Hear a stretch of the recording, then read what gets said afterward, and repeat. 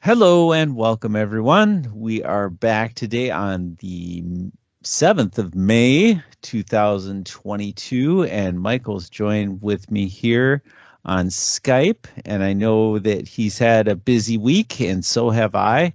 And here we are at part 30 of Michael's script on conspiracies, Kennedy Ritual part number 5. Welcome, Michael. Yeah, welcome, Brett, and hello, dear listeners. Now we're getting into the, the underground of the information, what is usually not available to the general public. And this is just the beginning of all the mess, because I'm just really sick and tired of all the things of going into all the details about any buildings and any street and any this and any that. But let's go to the absolute facts. So this is the script of part 30 already, Bob the Builder. Why Bob the Builder? Well, of course, it is an example of the famous television series. What does that have to do with the Kennedy assassination? Well, let's find out. First of all, I'd like to remind you of a former session about the Texas School Book Depository, where I said, oh yeah, does that look like a regular depository? Of course, that's a Freemason site, that's a Freemason building, etc., etc., etc. And you see also the entrance with columns, and this is, of course, according to the Bible, where you see that is the columns called Boaz and Yakin, two copper, brass, or bronze pillars who stood on the porch of Solomon's temple, the first temple in Jerusalem. These are symbols in Freemasonry and sometimes in religious architecture. Yes, Yakin and Boaz. But you have other examples. According to the biblical tradition, King Solomon had them made by Hiram a bronze smith from Tyrus. The text describing the pillars and their ornamentation is found in the first book of Kings as part of the description of the construction of the temple and the parallel passage in Jeremiah 52. Yes, the Hebrew text is corrupted and difficult to understand. Yeah, but the Bible is also difficult to understand to people who are not supposed to get the meaning. And this is also a privilege which you should not underestimate. If you understand the Bible correctly, then you have such a huge benefit. I think that is the biggest benefit you ever can achieve in your life. And it is not given to you by random, but by God. So if you can really understand the message of God, then you know the truth. But the problem is that this world is rejecting Christ and therefore rejecting God's plan of salvation. And therefore, they don't understand the Bible. They don't take it seriously. And that's a real problem with it. Because everything which has to do with rituals is about religious rituals. Also, the 9/11 Twin Towers rituals has something to do with twin pillars, of course, with the book of Revelation, 9/11, Apollyon, etc., etc. I found an interesting page, but that interesting page makes the wrong assumption because they claim that Roman Catholicism is Christianity. And therefore, you know that there is almost no website that I can recommend. I cannot recommend any website. What I can recommend is to look to symbology when it comes down to religious rituals. And the killing of Kennedy was a religious ritual as well. Because Freemason, let's face it, folks, is a religious secret society. It has nothing to do with a nice club of older gentlemen who are able and have some skills. Therefore, you have in the architecture also, you have the hindsight that has something to do with the temple, like the Temple of Solomon, Joachim and Boaz here. And also you see that resemblance to the tree of life, so to speak, to the Kabbalah, when you see that in that architecture. You see the different stations there. Da-da-da-da-da, da-da-da-da-da-da. Yeah, you have that all combined. But of course, they won't tell you this because it is a secret society. What are secret societies for? To keep secrets. Yeah. So that is the thing, that all the hidden symbology, all the hidden meaning is not been meant for the general public, because these guys, they want to be exclusively behind their buildings, and they can proclaim and they can then move on with their agenda without the general public being totally unaware of anything, and they think that, oh yeah, the Ukraine war and all the this and that is just happening by random, some evil people, and that there are some politicians who want to drain the sum. Oh yeah, sure. Yeah, to get to a position in politics, yeah, you have to be part of the sump, actually. Oh, you mean the swamp? Ah, the swamp. Yes, the swamp thing. The swamp. Okay. Drain the swamp. Yes, I'm very familiar with that one. Yeah. Yeah. Okay. So then, okay, the swamp thing. Let's face it. What? Thought it was a horror movie. Yes, the swamp thing. There we go. Yeah. Okay. So that's more like it. This is just entertainment for adults, huh? Yeah, and so every ritual has something to do with religion, because that's what rituals actually are for. It's not just for the appeasement for people that, yeah, okay, you got your midnight movie now, and this is now a double feature. On the one hand, it is a Kennedy assassination. On the other hand, it is Watergate. Or on the one hand, it is 9/11. On the other hand, it is the Iraq war. No, everything is connected.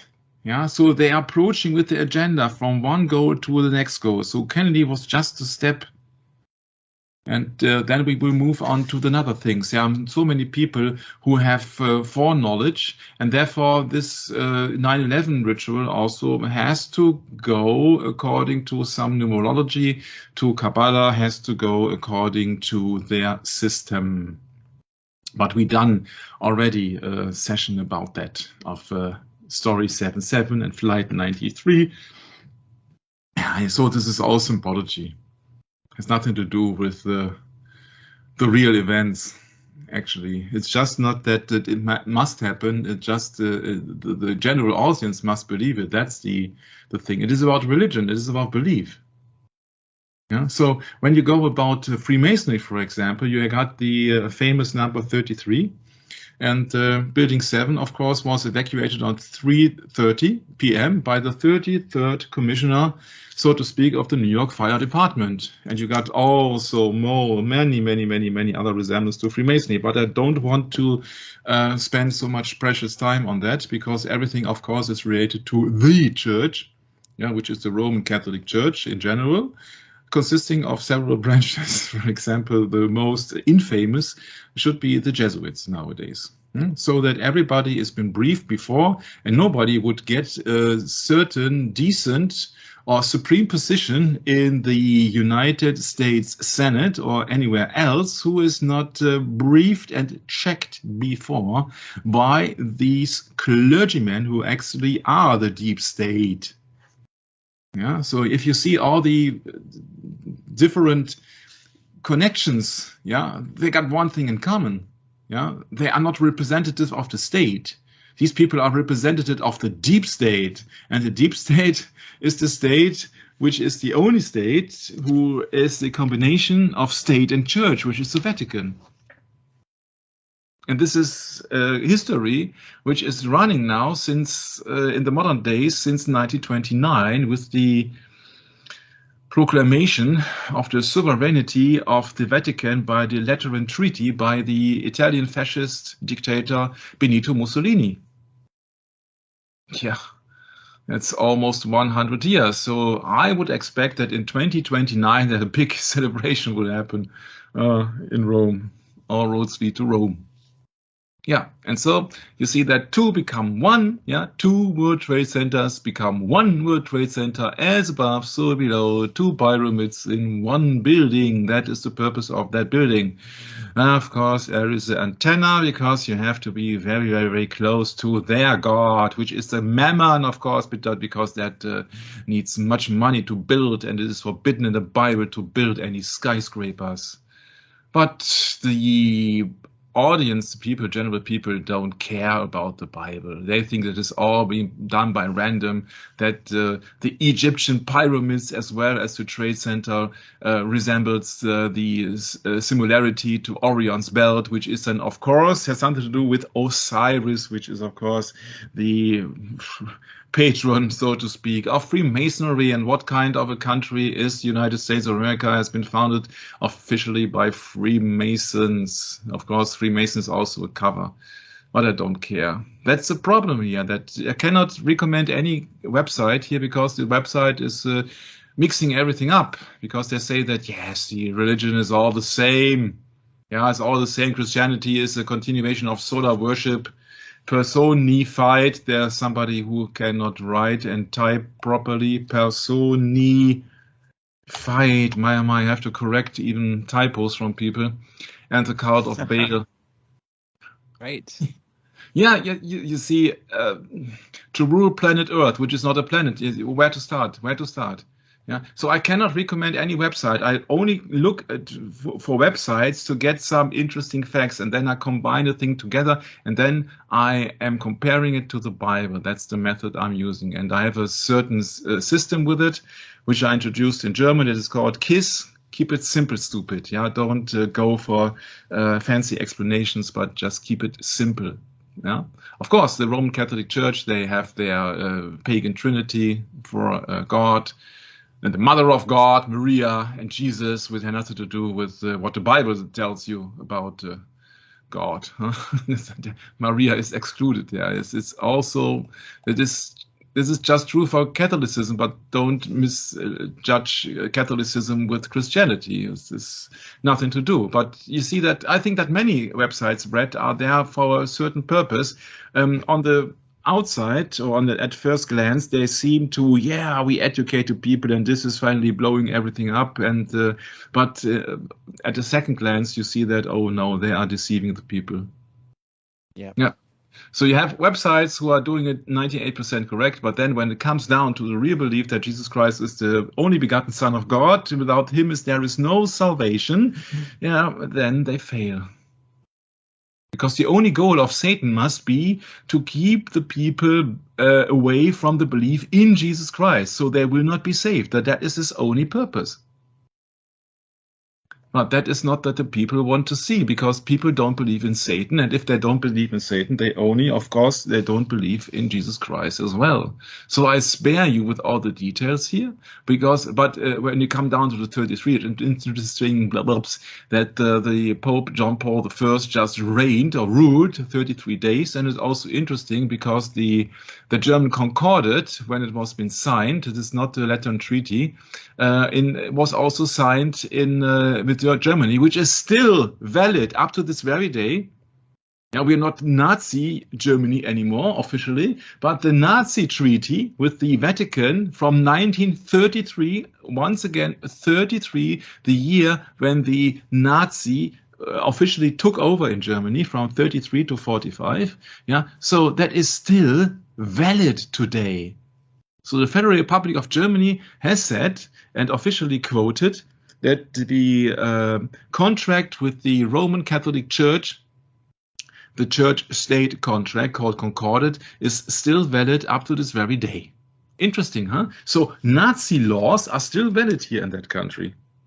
That's right. And just wanted a quick point out, just so no one's confused about this bullet point at the top here that says Pius the 11th Lateran Treaty. That was February 11 let's see, it was, wasn't it 1929? 29, yes, yeah. Correct. Mm-hmm. Just so no one's left in the dark on that. And short time later, I think it was in October or November, there was the Black Friday on the New York Stock Exchange market also. Huh?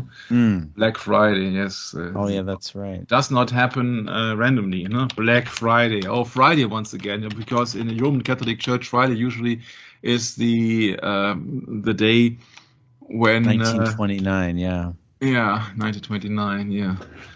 Oh. Black Friday, yep, there you got it, the stock exchange.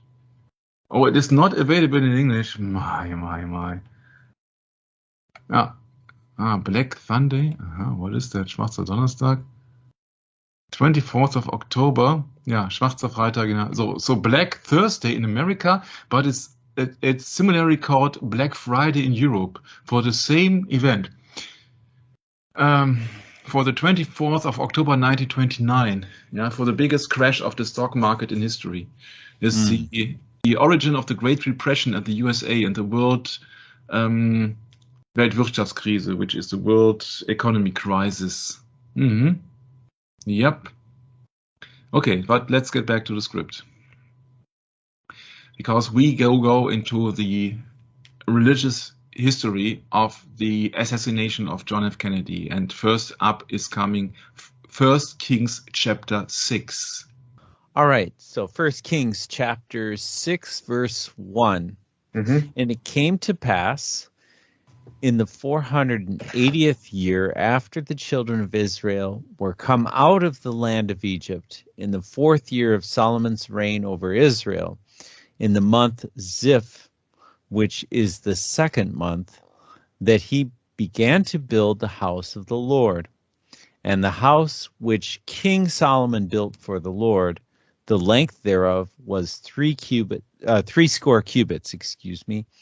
and the breadth thereof 20 cubits, and the height thereof 30 cubits. And the porch before the temple of the house 20 cubits was the length thereof, according to the breadth of the house, and 10 cubits was the breadth thereof before the house. Yep, thank you very much. And then we need the last verse of that chapter. Yeah. Verse 38. Yeah. And in the 11th year, in the month Bull, which is the 8th month, was the house finished throughout all the parts thereof, and according to all the fashion of it. So was he 7 years in building it. Yeah. So then please remember that when Solomon built the temple for God, the house of the Lord, it has a length of 60 cubits and the breadth of 20 cubits and the height of 30 cubits. And he built on that house of the Lord 7 years, okay? So now I will copy this so that we can compare the two chapters together, because now we will switch to the next chapter, which is chapter 7. Only read also the first 3 verses, please. Very good. 1 Kings chapter 7, verse 1. But Solomon was building his own house 13 years, and he finished all his house. He built also the house of the forest of Lebanon. The length thereof was 100 cubits, the breadth thereof 50 cubits, and the height thereof 30 cubits. Upon 4 rows of cedar pillars, with cedar beams upon the pillars. And it was covered with cedar upon the beams, that they lay on 45 pillars, 15 in a row. Yes. Now compare that once again with the house of the Lord. 60 cubits, 20 cubits, 30 cubits. And now his own house is 100 cubits, 50 cubits, and 30 cubits. And he did not need 7 years to finish that, but 13 years. What you think? What are your thoughts on that, Brad?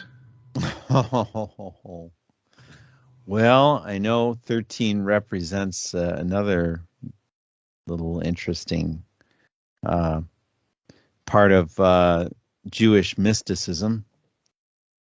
I don't know if that's what we're thinking here, but that's almost double the time. Yes. And it is much, much larger. Much, much larger. much, much larger. So what you see that I can show you my thoughts in the German script, but I think that is very obvious. What's that kind of a statement of King Solomon when his own house is much more bigger and has a very, very precious architecture. And also he built almost twice the time. Yeah, and that's when I compared that in German. I said, you see that interesting here. When you look at the Temple of Solomon, so the house of the Lord, it's like a rectangular building with two pillars in place in the front. Yeah, Jachin and Boaz. Yeah, like World Trade Center 1 and 2, for example. And you got the altar and you got the Holy of Holies inside. When you look upon the architecture inside, you have the Holy of Holies here, where only the high priest is submitted to pass. And also the Holy of Holies is also like a square, huh? It's just a square, yeah. That's a square. Yeah, it's like the computer chip. Yeah, computer chip also resembles a square. And some people claim that also the computer chip is like the Holy of Holies because it's just the intelligence of the computer and it's just the Holy of Holies. But that's not my point. My point is that you see that is the architecture of the house of the Lord. So you have to pass the entrance of the temple to get to the farthest point, which then resembles the Holy of Holies, where it is not submitted for the lay people to pass, okay? So now compare that, please, to the architecture of Freemasonry, when they have absolutely obsessed with their pyramids, because pyramids is a symbol for hierarchy, of course. And the one on top, he's the overseer. He's like the bishop. He's like the one who knows it all, what the people on the other levels are doing.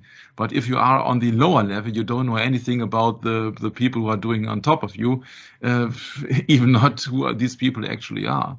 So the architecture of the Freemasons have nothing to do with the architecture of the temple, although they resemble strongly to the Temple of Solomon, which is very interesting. But it gets worse. Because when you know Freemason architecture, you see their squares and you see their pyramids and you see all the symbolism of Freemasonry everywhere. Also in the White House, when here John F. Kennedy was visited by Martin Luther King. It's just one example. You see, there's all occult symbology. This is a Venus shell here, and this is very interesting. But it gets worse, huh? Because in the First Kings 7, it is Solomon's own house. That's why I came up with Mr. Duck himself. Good, Michael. Nice. I like that one.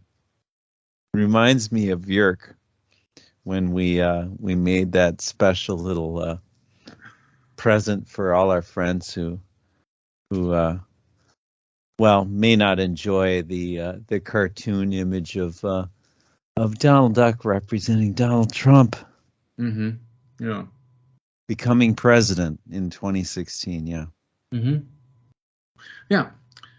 But so when you look upon First Kings 7, then you got the verses which is really now important are the verses. We are talking about his own house, of course. The verses 13, 14, and 15. I will highlight that for you. Okay, and I'll read it. And King Solomon sent and fetched Hiram out of Tyre. He was a widow's son of the tribe of Naphtali. Yes. And his father was a man of Tyre, a worker in brass, and he was filled with wisdom and understanding and cunning to work all works in brass.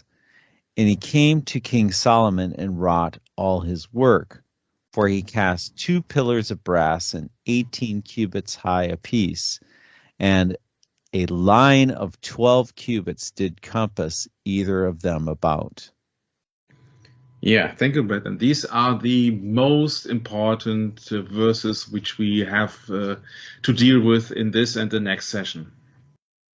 So King Solomon sent for somebody who was then capable of building the temple or his own house, Solomon's own house, to his own desire.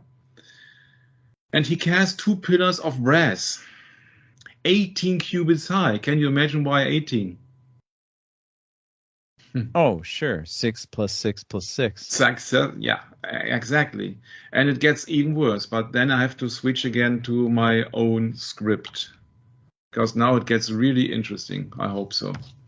When you look upon this symbolism of the 2 pillars here, then also the World Trade Center complex is a temple, because the Yachin and Boaz here, the structure, of course, resembles 2 columns. Yeah, this is also a Freemason site. Why is it a Freemason site? Well, it is so interesting. It is so easy, actually. Also, you got segments here in the World Trade Center, and usually nobody talks about that. You got 3 segments in the World Trade Center. Maybe I have to show that World Trade Center 1. Here you see that. You see that? 1, 2, 3 segments. 1, 2, 3. Yeah. Oh, you're pointing to building 7 there in the foreground. Yeah. I'm not pointing to this building. I'm just pointing to the regular WTC 1 and 2. Yeah. You got segment 1, segment 2, segment 3. You see, you got horizontal lines. Oh, talking vertical. Yes. Okay. Yeah. It's hard to get them here, but usually you see it. Yeah, and you see that these people, they are actually destroying the old temple to build a new temple. Yeah? So the new age has just begun in 2001, of course, because it was 9/11. Huh? It was Apollyon. It was Revelation 9/11 once again. So it is destroying of the old temple. Yes, and of course people have foreknowledge, and they are smiling all the way because they knew exactly what to do. Therefore, they ensured these pillars or these structures, these World Trade Center 1 and 2, separately, few weeks before the attack against terrorist attacks. Yeah, sure. What a coincidence, huh? But there's another thing, which is the 2 Chronicles 9:13, about Solomon's big riches and his death. And therefore, I have to switch again to the King James Bible, 2 Chronicles 9:13. And I would like to ask Brother Brett to read that. Yes, there it is. 2 Chronicles chapter 9 verse 13. Now the weight of gold that came to Solomon in 1 year was 666 talents of gold. Yes, 666, Michael. Yes. That is the verse here, and that's when I said keep it simple, stupid, huh? The talent in the Bible is a weight. It is not a value in itself, it's just a weight. And the talent means it is 58.9 kilograms. Don't ask me, please, how much pound that is. It is about, I think it's about 120 pounds. Yeah. So if you got me on the wrong foot, so to speak. American pound. No, divided two. So 130 American pounds, yeah, of gold is 1 talent.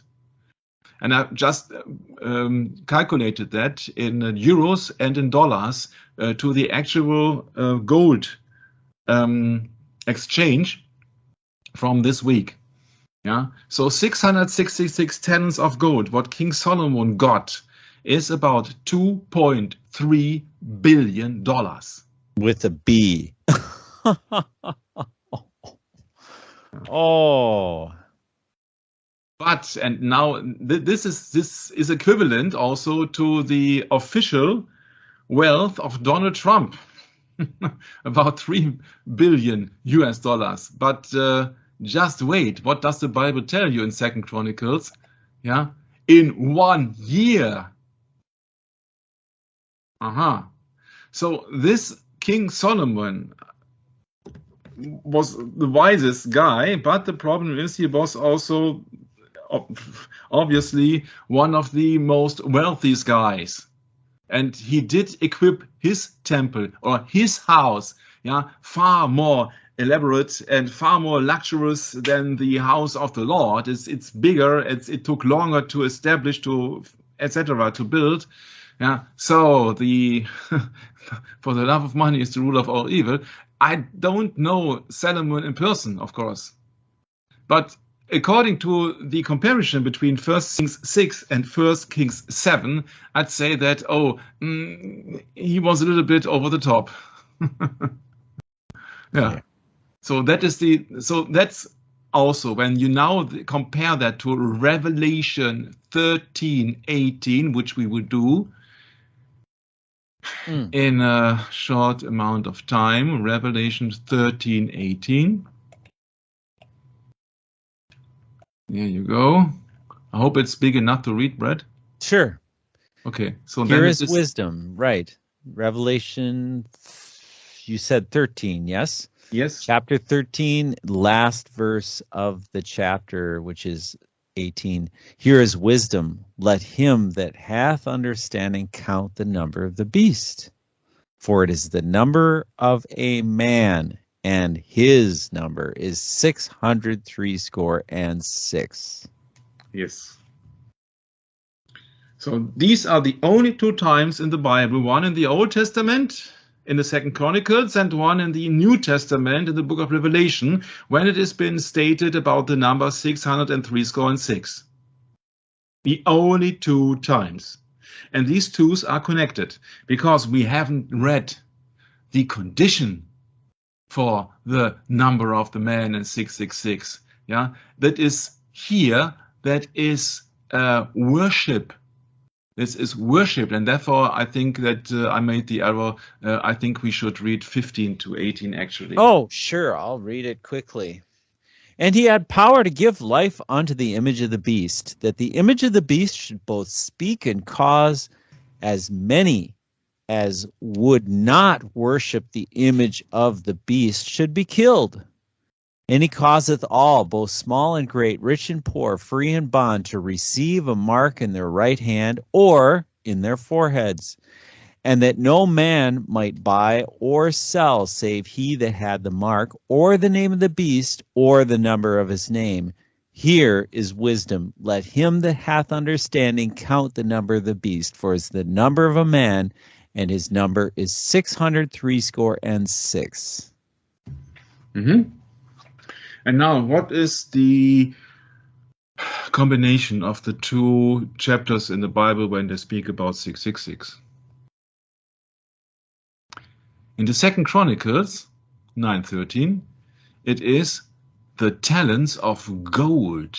And in the book of Revelation, it is the condition that no man might buy or sell save he that had the mark, the name of the beast, or the number of his name. The number of his name, 666. Without the 666, you might not buy or sell. 2 Chronicles tells you, that Solomon possessed in 1 year 666 talents of gold. So both 666 mentioning in the Bible has something to do with wealth and power.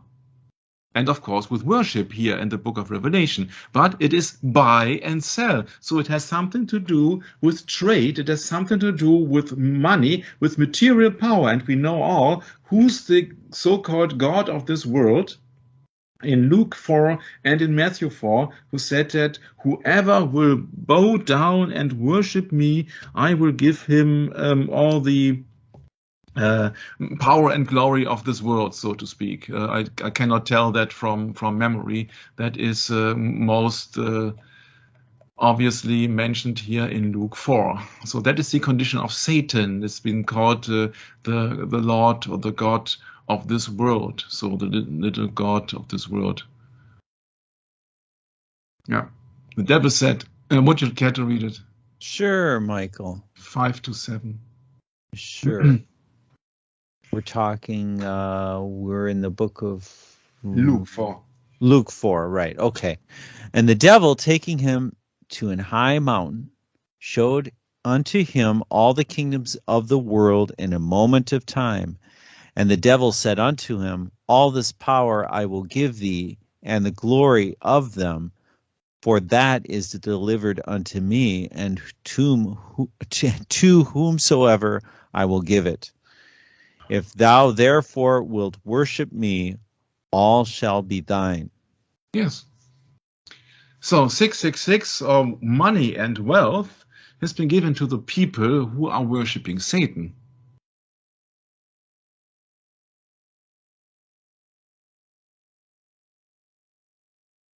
Or Sure. rather, those that are causing the world to worship Satan, perhaps. Yeah, but it's both of the mentioning of 666 in the Bible has something to do with materialistic things. Yeah, it's a talents of gold at King Solomon, because he needed much money to build his house. And it is the number in the revelation of the number of the man. And we all know who's the most wealthiest organization in this world. Who is the most wealthiest organization of this world?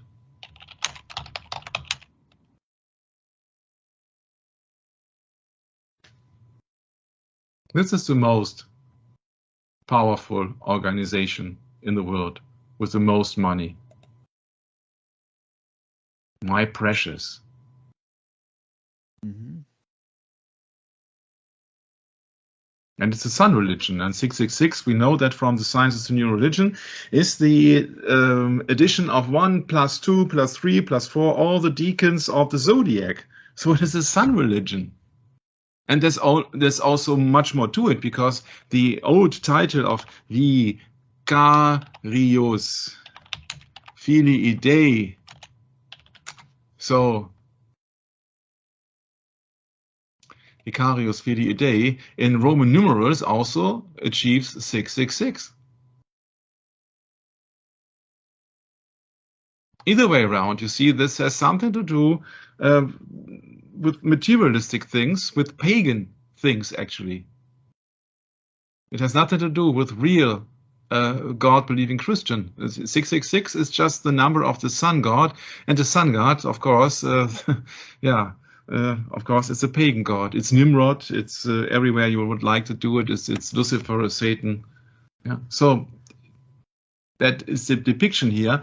When you see that the columns were 18 feet high, 666, and Solomon was being handed over 666 talents of gold, and in the book of Revelation it's called, it is the number of the man, and the worship has something to do with worship, and it is 666, and it is the same as Vicarius Filii Dei, then you know what it's all about. It has nothing to do. It's the anti-God.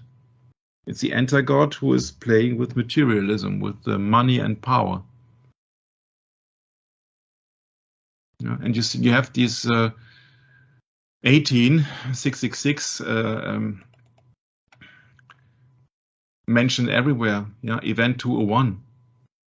Yeah, it happened on the 18th of October, 666. Yeah, and the scenario which they came was this new worldly threat will end at after 18 months. Yeah, 666 with 65 million deaths. Yeah, 6 plus 5 is 11. Yeah, so you got all Freemasonry numerals here, numbers, 666 everywhere. So this is indoctrination. Now, 66 is not only the number of the beast or the number of the man, because the man is called the Vicarius Filii Dei, but it's also the number of the beast, and it is also from old times, it's the ruler of the zodiac, so it is the sun god. Yeah, and what else is the Vatican St. Peter Square doing? Huh? Whom are they worshipping? With serpent lines around their altar, with steps of even stones, and the sun coming down from the roof. It's very obvious when you really read the Bible and really combine all the dots. But it's all indoctrination. Once again, now we go into the Freemason ritual once again, because the Freemason ritual is connected to King Solomon. So once again, Hiram Abiff was, according to an allegory of the Freemasons, so never existed. It's not truth, it's just a legend. The architect of the temple of King Solomon of Jerusalem. You see here the so-called architect Hiram on a window of 1900 at the St. John's Church in Chester. Why St. John's Church? Because St. John is the official patron of Christianity, and his birthday allegedly was at the 24th of June. 24th of June, which is the opposition of the 24th of December. 6 months exactly.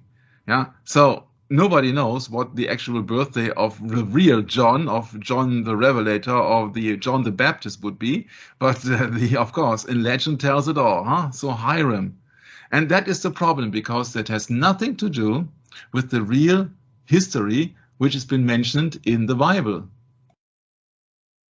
Now I can really have to move back to 1 Kings 7, verse 13. Because King Solomon sent out and fetched Hiram out of Tyre.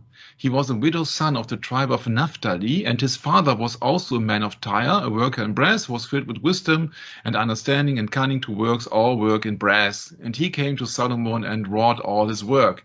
So it was a Hiram out of Tyre. There is no above mentioned. That is essential to realize that this is a mixing the holy with the profane here. Yeah, so nobody knows where Abiff actually has been originated from. Many people think that it is the quote of my father Huram is on Hebrew, means Huram Afi. Yeah, and so that was what would be the explanation why it is then being called Hiram Abiff. So my father Hiram, but nobody knows for sure. This is just a legend, of course. So Hiram Abiff is not mentioned in the Bible. This is a legend of the Freemasonry. This is legend here. Yeah, don't misjudge that with truth. It had nothing to do with truth. It's very far from truth.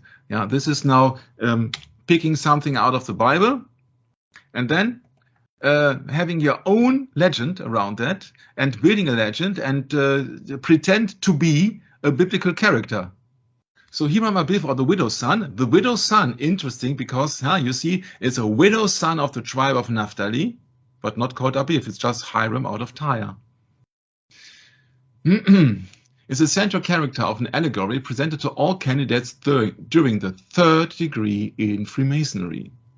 Hiram is presented as the chief architect of King Solomon's temple. He is murdered inside this temple. Yeah, this is very key to understanding. Yeah, this is very key to understanding here. So we move forward. Yeah, so this is Hiram the builder. Yeah, and therefore I was very suspicious when I thought about, well, there is a famous television series called Bob the Builder, or in German Bob the Baumeister, which is the same actually, Bob the Builder. And why they are naming that character Bob? Because Bob, of course, is also the evil spirit in Twin Peaks. It is a spirit which is not a real person actually in that series, but it is an evil spirit.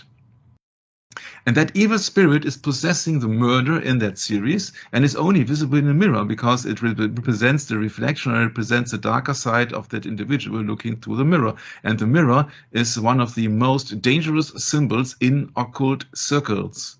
That's why also at the end of the second session of the Twin Peaks television series from David Lynch, he's very much into meditation, and you can assume why, is now being also possessed with that evil spirit, and is now beginning to be a lunatic.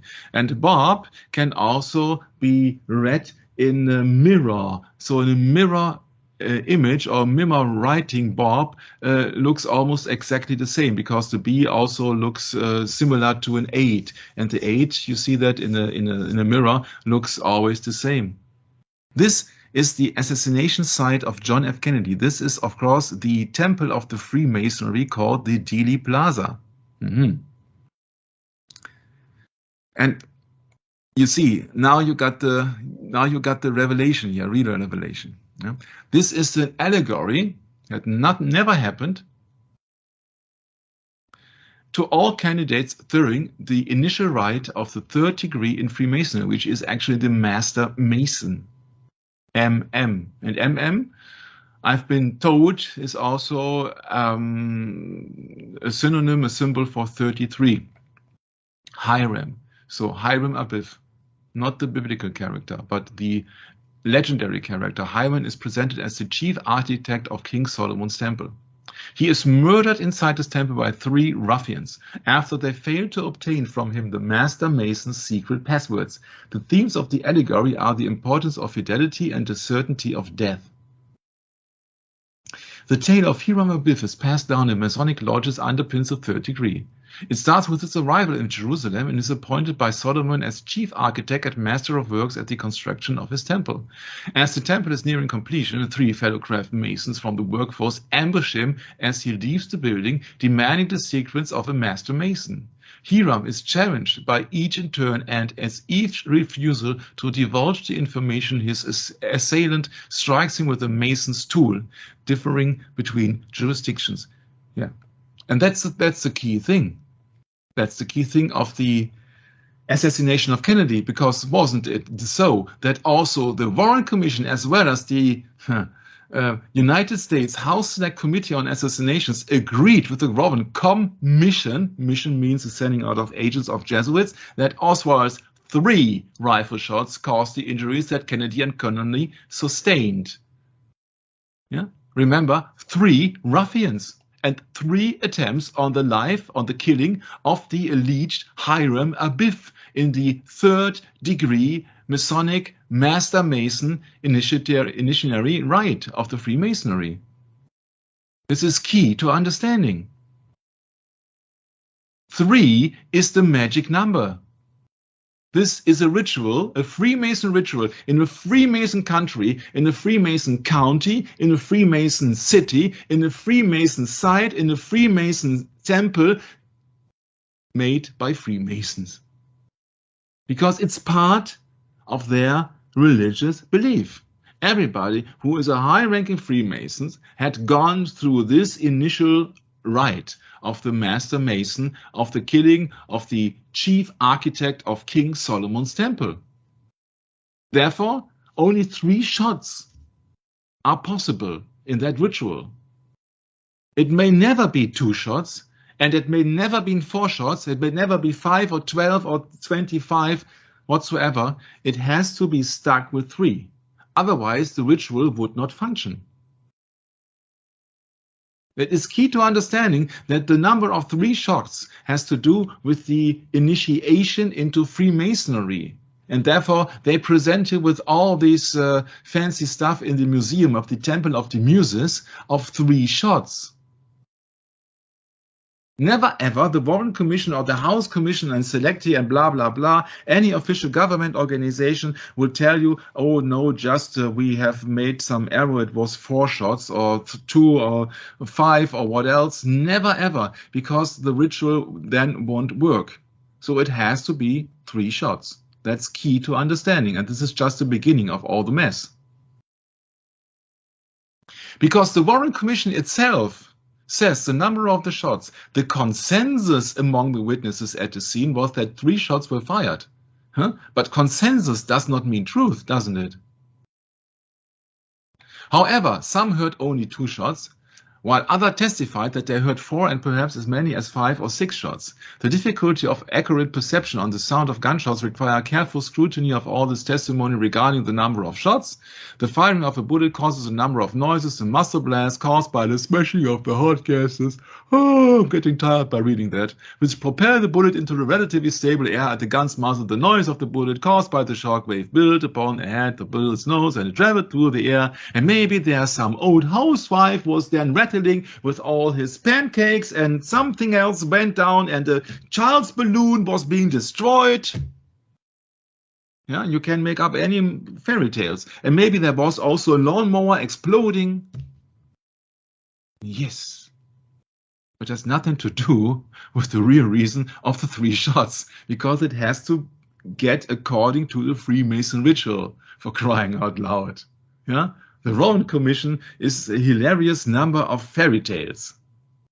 It's just for the exoteric people that they say, oh yeah, finally they have examined something. Finally they came up with something. And then few years later, meaning, 1979, 16 years after the assassination took place, the pro forma United States House Select Committee on Assassination, they agreed with the Rowan Commission, which was the obvious outcome. There was no other outcome possible than 3 shots, because otherwise it would not be according to the ritual. So every commission, every committee, every investigation, it's all crap, because they won't tell you the truth. They will tell you exoteric stuff.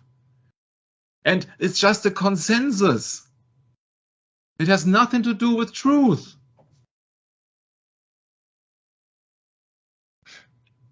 Caused by the shock wave built ahead of the bullet's nose as it traveled through the air.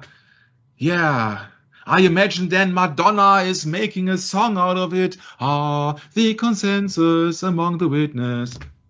This is hilarious funny, but it has nothing to do with truth. They have to lie directly in your face. The noise caused by the impact of the bullet on its target. Yeah, can you imagine how many people were shot in this world, in the satanic world, during the war? Nobody would come up with that fancy explanation. Yeah, and no one up to this very day, neither before nor after the assassination of John F. Kennedy, came up with a single bullet theory. But we will go into this extensively in a much later session, and I think you will get gray hairs when you see all the combinations and all the connections between all the people. It takes much time to go into this, but it really then I think it's worth the while in the end, that you really see how these people are lying to you. Each noise can be quite sharp and may be perceived as a separate shot. The tall buildings in the area might have further distorted the sound. Yes. Yeah, but it's a consensus, huh? Does not have anything to do with truth. Yeah, and it's very interesting that either way you are calculating in Texas, the only outcome is 3. For example, this is a very famous pocket calculator by a company of Texas, which is called Texas Instruments. It's the world famous Texas Instruments pocket calculator TI-30. And I don't know, but you see that 30 is the first rank of the higher Freemasons, huh? But just a coincidence, maybe, huh? But you only have to keep in line with the 3. Yeah, that is ultimately important. Yeah, you have children in the school educated or indoctrinated in Dallas. I think it is mandatory to go to the Texas School Book Depository so that they sleep. In their sleep, they know, yes, it was Oswald. There's no other solution. The Warren Commission said so, and my teacher said so, and the school said so, and the textbook said so, and the assassination committee says so. Only 3 shots from behind. Yes. Yeah, you see that it's just programming, it had nothing to do with truth. This is what they display on everybody, and I think it was 500,000 people visiting that Texas School Book Museum every year. Yeah, so 500,000 people get wrong history here, wrong account of history. My. Yeah, you see, they have to be 3 shots. This is a German child series where they say you have to choose between the first solution, the second solution, the third solution. But in the Warren Commission, there's only one solution. That must be 3 shots.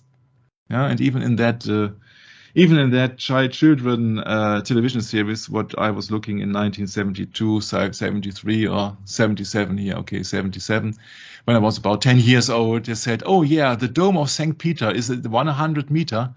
I said, no, not again. Yet even in the child series, yeah, they come up with Catholic things. And I looked it up and I said, no, it is just 137 meters in height, the St. Peter's dome, the height. Huh? What is 1 + 3 + 7, Brad? That would be 11. Yes, what a coincidence, huh? So please make it simple. Yeah, keep it simple, stupid. Yeah, so the world is trying to deceive you. Yeah, but oh yeah, we got another committee. We got experts. We got ballistics. We got movie people. We got experts in physics. We got experts in sound design and blah blah blah. They're coming up with thousands of things, and you see that. Oh no, I'm tired.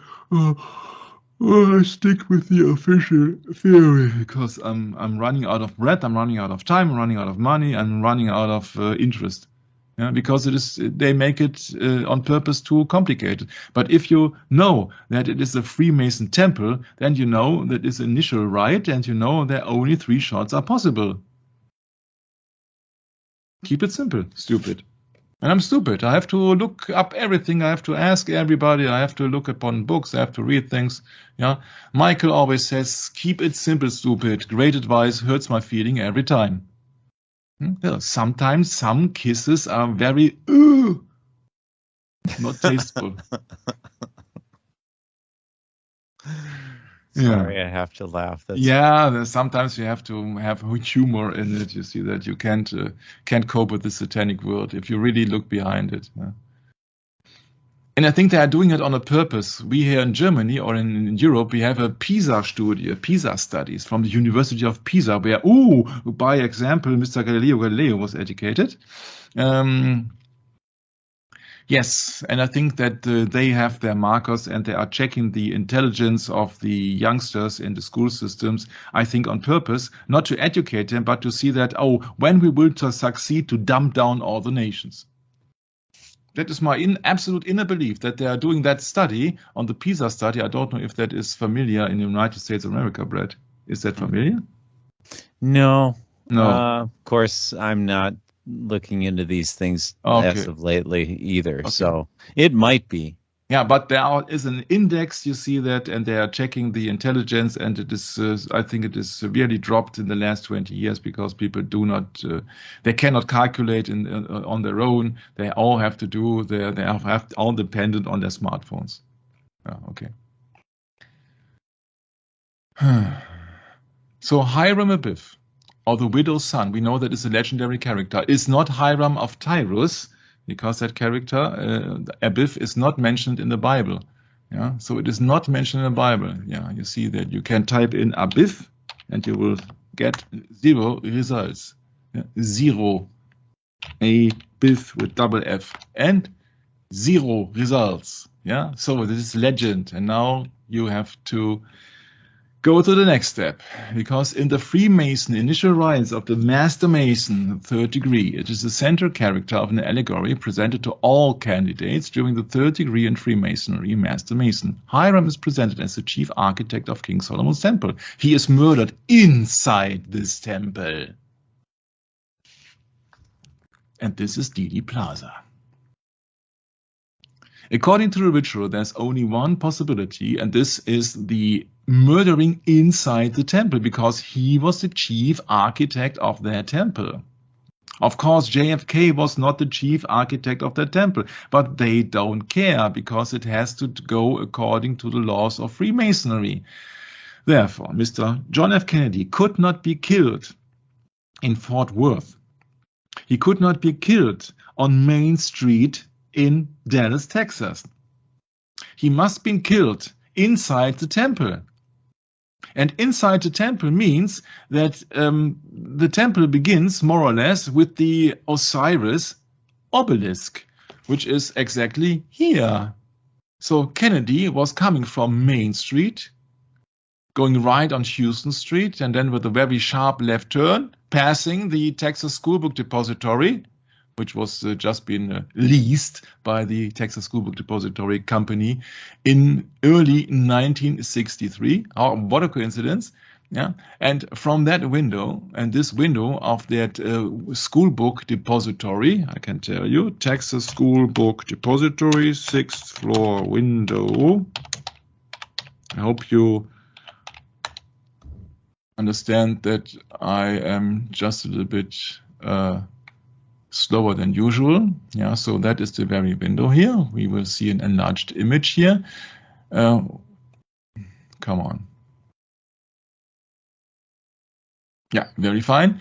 Yeah, you see 10 layers of bricks upon the foundation here. So you got 11 layers of bricks. The first or the upper 3 layers of bricks, yeah, 11, 10, 9, yeah, 3 layers of bricks of 11 means 33, yeah, quite easy. Yeah, and then you got another 33. So the shots had to become from this window because that window is 33 and 11 at the same time. Symbology. Back to the script. He is murdered inside this temple. And it's very interesting that, of course, when you look upon that symbology, he had to pass Isis and Osiris, then take a sharp left turn onto Elm Street, the street of death, or Shin, numerology 300, like a GG 300 license plates of his Lincoln Continental Ford, which is also a 33-degree Freemason, and then was fatally hit on that position. And on that position here, this is the side of the north, which we had also been talked about, because in the north there is where the sun is never shining. So that is the death of the sun here. And that is very much alike to the position of Abraham Zapruder. If you really think, and this is hilariously funny, this is almost, I have no words for that, because it is only appearing in the German script, or in the German Wikipedia actually, when it comes down to the man called Abraham Zapruder. They say that he was been watching the presidential motorcade in Texas by accident. Yeah? Zufällig means by accident. And if you then know that, oh, he was a member at the Freimaurer, Freemason, and if I am informed correctly, he was a 32-degree Freemason at that time. So, of course, a 32-degree Freemason stands by accident on that spot, on that very spot where he has the direct approach to the murder site, to the location when JFK was fatally hit. By whomsoever. Of course, to achieve the 32-degree Freemason, you have to be initiated into the third rite. You have to be initiated into the third degree. 29 degrees earlier. So, of course, I think that everybody can agree on the fact that he absolutely knew about the ritual of the third degree. And so he knew that 3 shots or 3 hits or 3 murder attempts were necessary, and he knew exactly that it had to happen inside this temple. And that makes me suspicious of the fact that he was positioned exactly there, where this is the North Pergola, and this is happening at the end of, almost the end of the North Pergola. So I would reckon that he exactly knew where to locate himself. Even if he was not part of the assassination, he knew of that ritual, so he knew exactly where to position himself. And I think that we have not to doubt that he was not doing it on his own free will, and he had such a great time in that. I think he was ordered to do so. Of course, he was also working in that Deltex building, if I was remember correctly, but he knew it had to happen inside the temple. So, of course, if you say that it has to happen inside the temple, then Kennedy first has to approach the obelisk and then has to move here, and that is the street of death. And so you can count on yourself how much time you need to do 3 shots. And so it is absolutely logical that it could not happen here, because there was absolutely no time to kill somebody with 3 shots. So if he knew there were 3 attempts on the life of Kennedy whatsoever, he said, okay, then it has to be happening inside the temple. And this is inside the temple, and this is the north, this is the Elm Street. So he knew exactly, okay, I have to go to the Elm Street. And then there were 3 attempts on the murdering of the life of the president. And then he knew, okay, there is a pedestal where he can locate himself, and it is the end of the North Pergola. So that was the obvious logical position to position himself, a 32-degree Freemason. And this has been executed by 3 ruffians after they failed to obtain from him the Master Mason's secret password. Pa, pa, pa, pa. So, but they don't present to you 3 hitmen. They only present to you 1 hitman who was then being murdered short time later. So he can't talk. He only said that I did not shoot anybody, or I did not kill anybody, and I'm just a patsy. And I believe him. Lee Harvey Oswald is one of the few people busy in the assassination of John F. Kennedy whom I believe. And this is just the logical conclusion that Zapruder knew exactly what to do because he was a high-ranking Freemason. So he was aware that there was an assassination. And even if he was not very deeply involved, which I would highly doubt, he would knew that he would have to go to the Elm Street and have to be located because the assassination should have taken place inside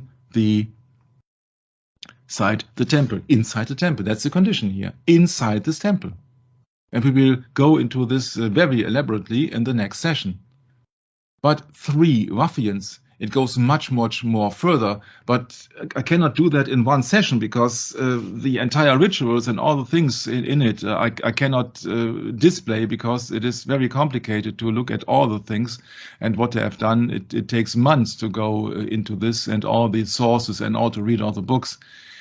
But to have a solid foundation, look at the Hiram Abiff 3rd degree Freemason rite initiation by 3 ruffians. Yeah. So officially they don't present you 3 ruffians who have slain the president. They are presenting you 1 hitman with 3 shots. But the outcome is the same, 3 shots. Or 3 shots.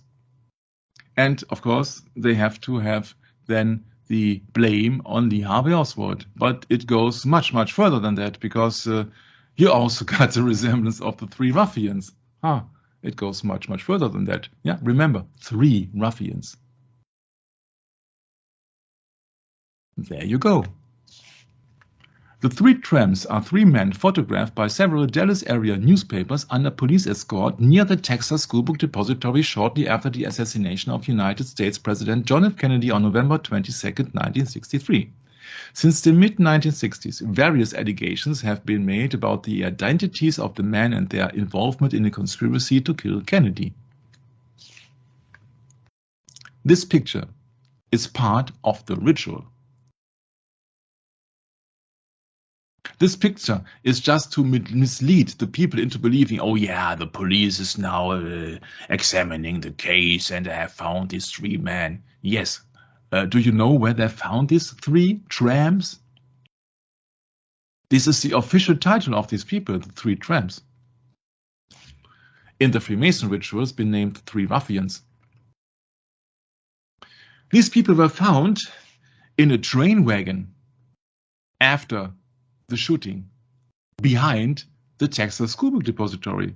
Remember, please, that behind the Texas Schoolbook Depository, there was a railway line, railway station. And how these people are being equipped, Brett? Do they look like businessmen? No, not necessarily. Not necessarily. No. So you don't see any white shirt. Yeah, you see 3 tramps. Yeah, even the 3rd one, the last one, not with the clean trousers. Yeah, so in a brown paper bag. Yeah. Yeah, and also, yes, 3 tramps. And that's the purpose of that picture, actually. This is all hidden symbology. These are hidden information to the people that they absolutely knew, okay, that that is part of the ritual, that is part of the ritual, and that is part of the ritual. Bam, bam, bam, bam, bam. Everybody who's into Freemasonry, they knew exactly, okay, that has happened, and they succeeded. They have secret codes. And also these pictures who are then being presented throughout the entire world, then people in Freemasonry who are familiar with that ritual knew exactly what the purpose of that picture was. It has nothing to do with the capturing of 3 people and investigation and so, because it is very hilarious funny when you see that a so-called police officer in front with a big rifle and in uniform is then escorting 3 trams. And up to this very day, various allegations have made about the identities of the men. How can that be, Brad? How can that be? Where are the police records? Where are the fingerprints? Where are the passports? Where are they? We're talking about 60 years ago, and also all the websites are talking me, explaining that there are allegations about identities of people who were being captured by the police after the assassination of an American president. I think that many people don't wake up when they see obvious things that they're being fooled by their government. You're being fooled. Of course, the Dallas police had to know about the identities, even if they would have forged passports. But they would have some names. These people are not taking a walk. How just a little bit of fresh air will keep you happy. This is after the assassination of an American president behind the Texas Schoolbook Depository. You see, on so many occasions that nobody wants to have an investigation. But this is only part of the ritual. Nothing more, nothing less. People are now thinking about, could be Mr. Carswell, a CIA agent, or could also be contract killer Charles Harrison, happening to be the father of Woody Harrelson, an actor, somebody been paid to make false statements, an actor, his son. And also very interesting because that Woody Harrelson was playing LBJ. I don't know if you remember that, Harrison.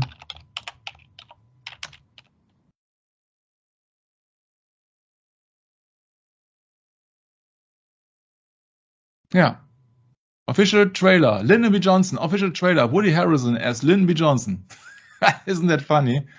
Isn't that funny? Do you think that is a coincidence that the son of some of the 3 Thrams who've been allegedly part of the killing of the President of the United States is then playing the part of Lyndon B. Johnson?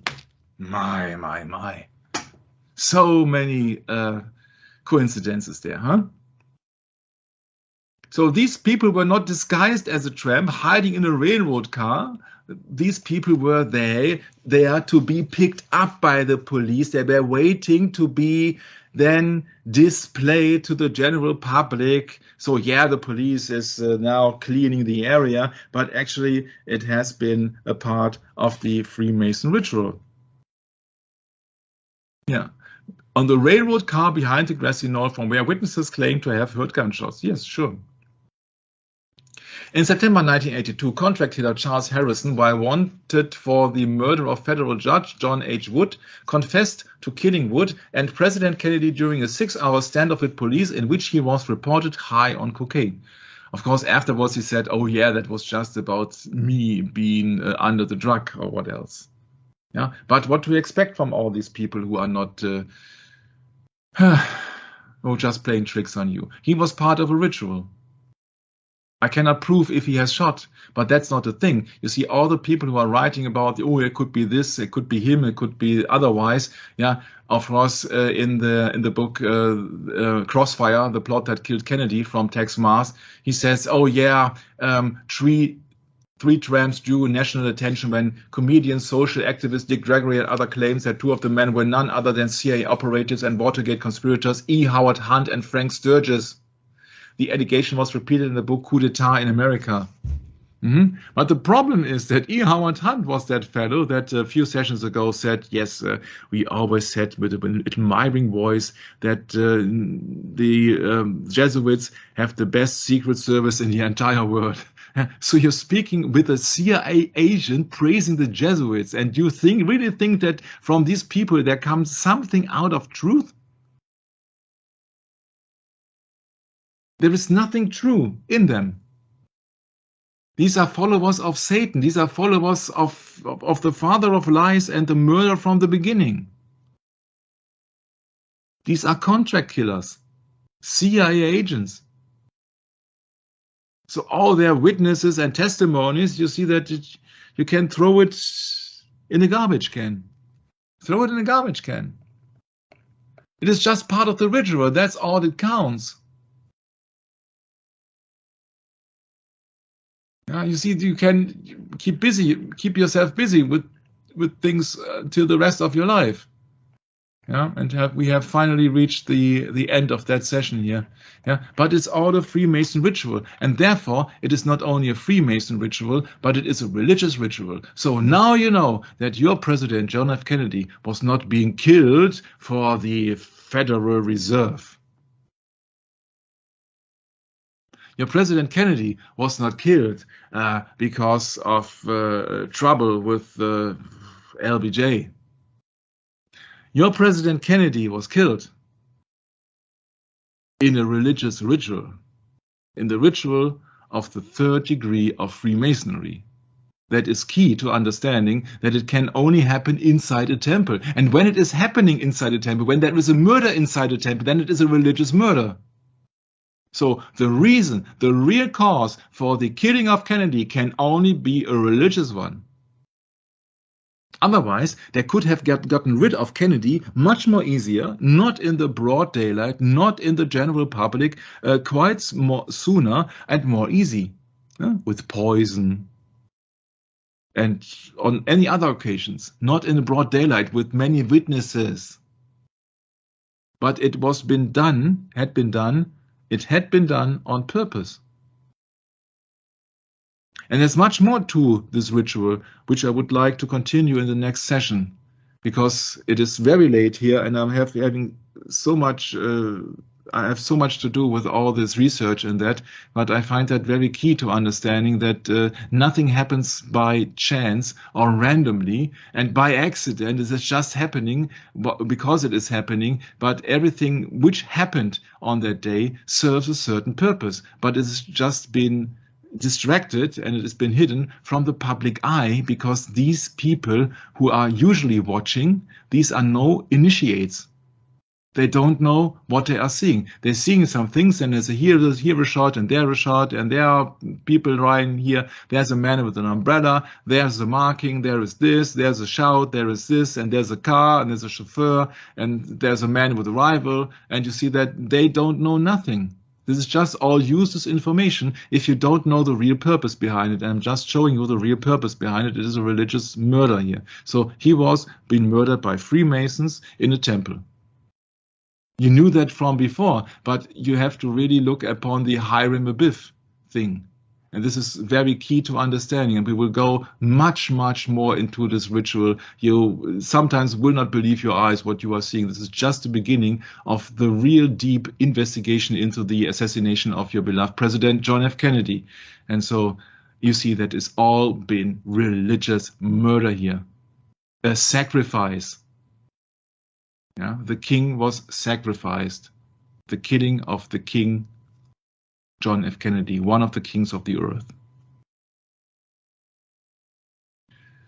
So I hope we have solved some things up, and we have cleared some things up. Sorry for my bad English today, but I had a very, very, very exhausting day today. But I hope that we can continue next time when we really will blow your windows wide open. And now, from now on, I can really tell that we are going into so many details, and you will then also connect the dots. And if you draw the same conclusion as me, it's fine. If you got another conclusion, it's also fine to me. I'm just presenting here my line of thoughts, and I'm just comparing anything together with the Bible. You know now what 666 actually means. It has to do with the Sun King. It has to do with unprecedented wealth, and all points to one church, of course. And then you know the speech for the campaign of 1960, where Mr. Kennedy was handing over some interesting information. But now we have reached almost 30 sessions about Kennedy, and I think now it gets really interesting. And I think that now it's getting really interested. Thank you, Michael. Yeah, this is the average way of looking at a plot to kill a president, right? This is something which is definitely you have to, like you just said, you have to be initiated to understand. And for those of us that have had nothing to do with Freemasonry, this is an education, actually, isn't it?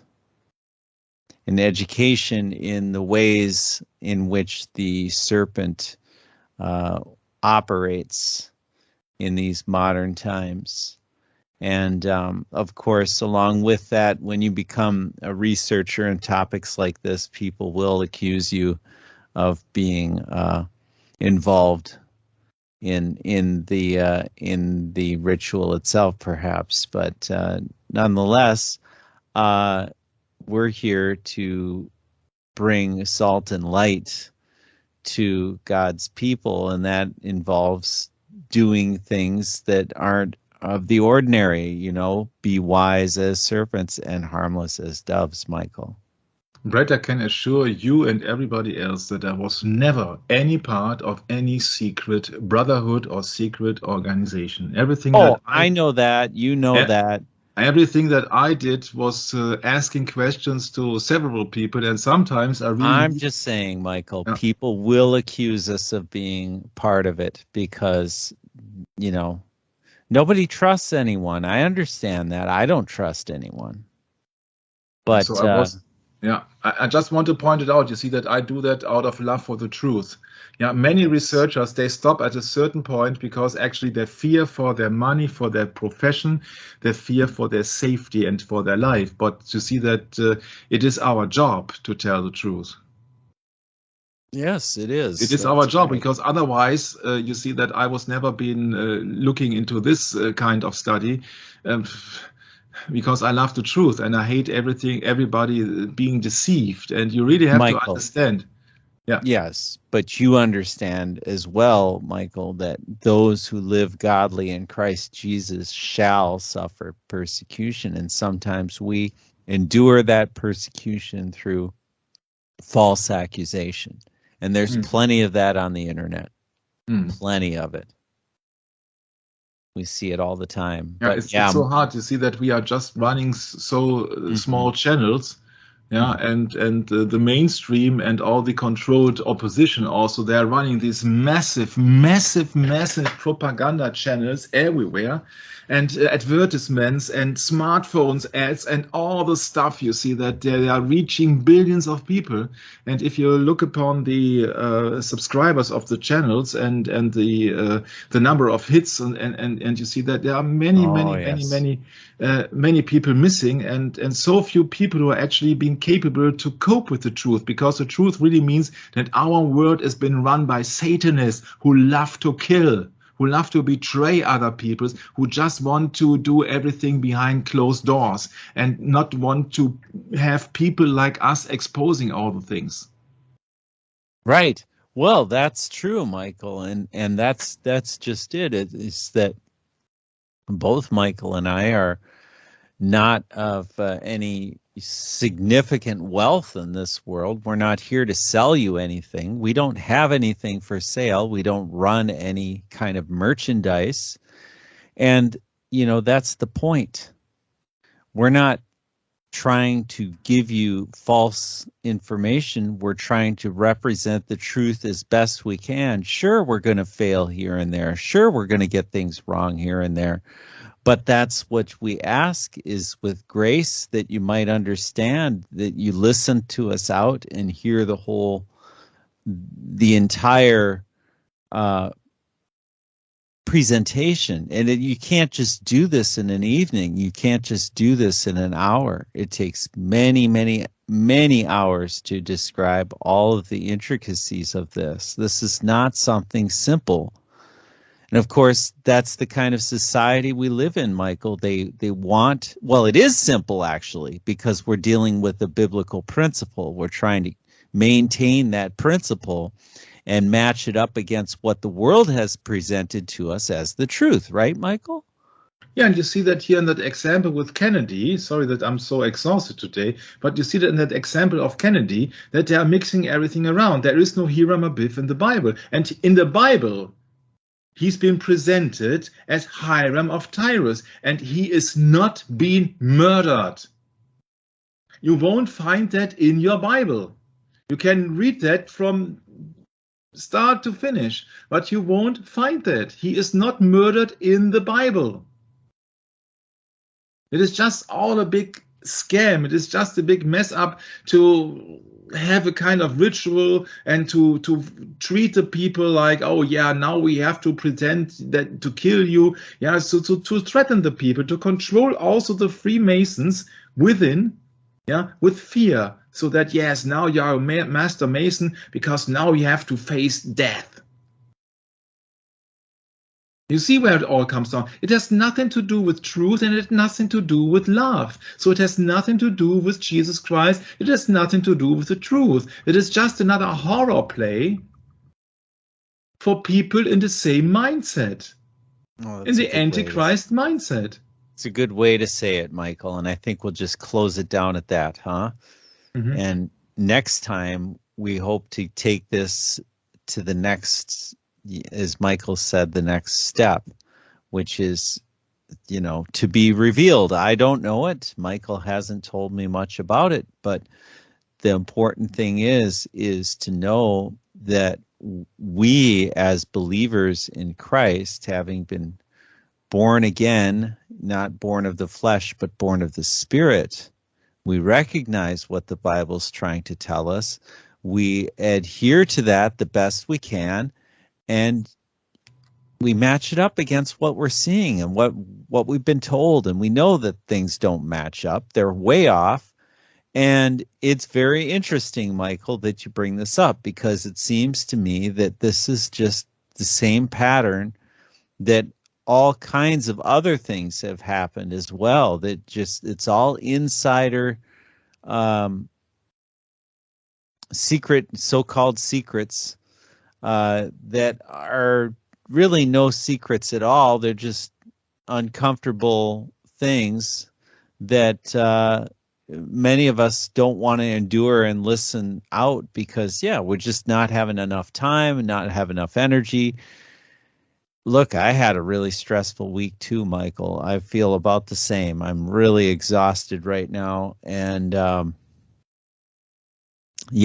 it's probably the last thing our brethren are going to want to hear. But listen, that's part of how this works. That's how Satan maintains his initiative to, what he's been, what can we say, anointed to do on the earth, which is to try and torment and to kill the innocent people for no reason, really.